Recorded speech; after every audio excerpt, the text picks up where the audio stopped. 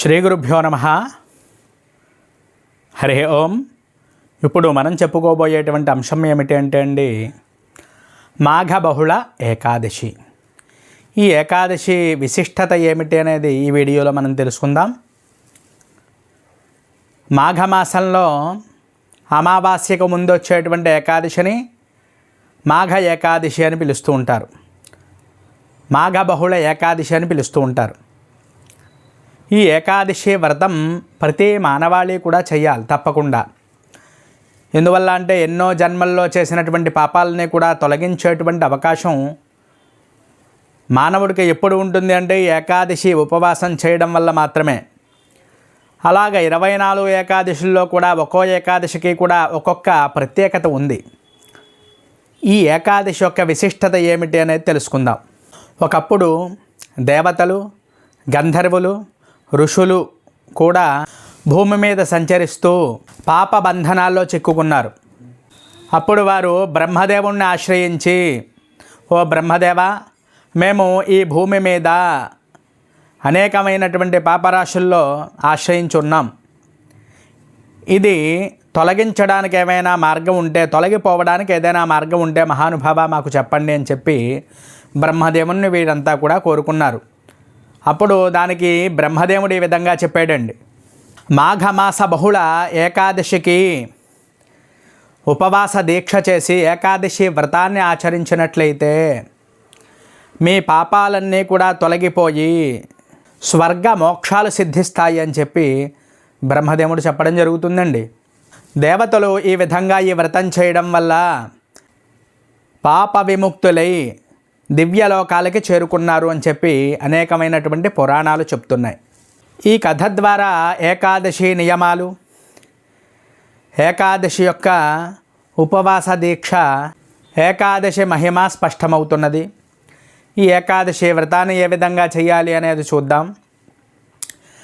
దశమి రోజు సాత్వికాహారాన్ని భుజించాలి.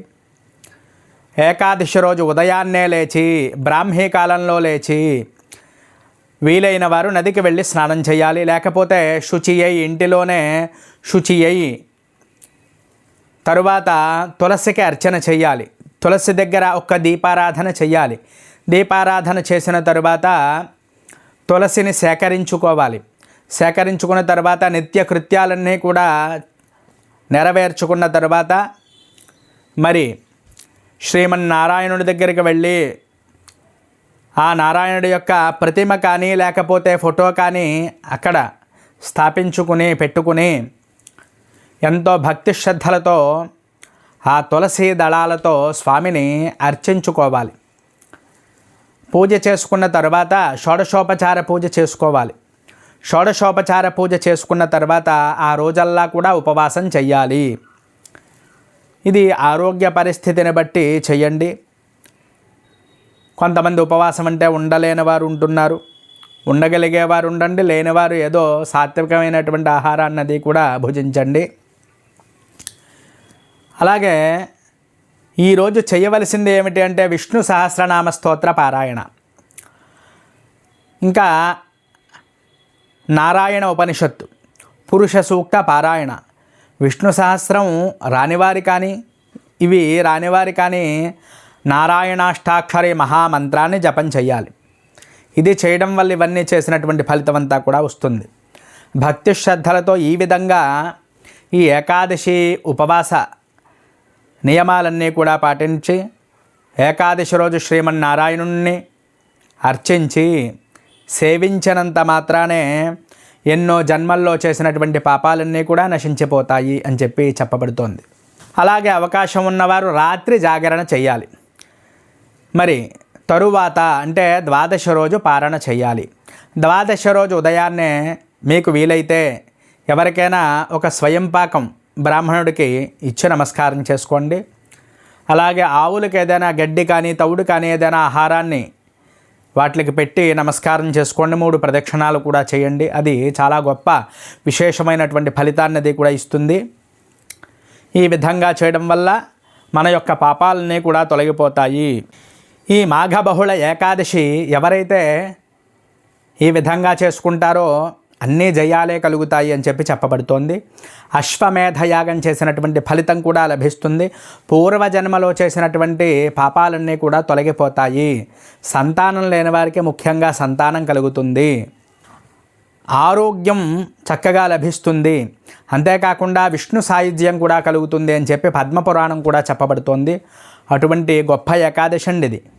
ఏకాదశి వ్రతం కేవలం ఉపవాసం కాదు, ఇంద్రియ నిగ్రహణం, ఇంద్రియ నియంత్రణ, మనస్సు పవిత్రత, భగవద్భక్తి పెంపు, ధర్మ మార్గంలో నడిపేటువంటి సాధన అనేటువంటి గొప్ప ఆధ్యాత్మిక సాధన ఈ యొక్క ఏకాదశి.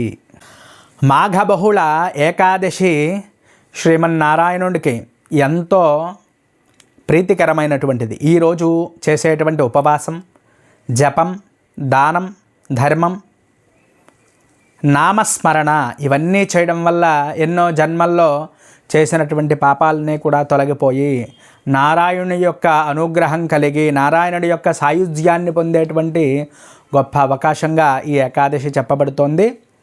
అందరూ కూడా తప్పకుండా ఈ యొక్క ఏకాదశి వ్రతాన్ని ఆచరించి శ్రీమన్నారాయణుడి యొక్క అనుగ్రహాన్ని పొందుతారు అని చెప్పి నేనైతే కోరుకుంటున్నాను. ఈ వీడియో మీకు నచ్చినట్లయితే లైక్ చేయండి, కామెంట్ చేయండి.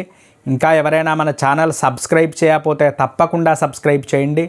ఇటువంటి వీడియోలు మరెన్నో మీకు వచ్చేటువంటి అవకాశం లభిస్తుంది. అందరూ కూడా గమనించగలరు. హరి ఓం తత్సతు. స్వస్తి.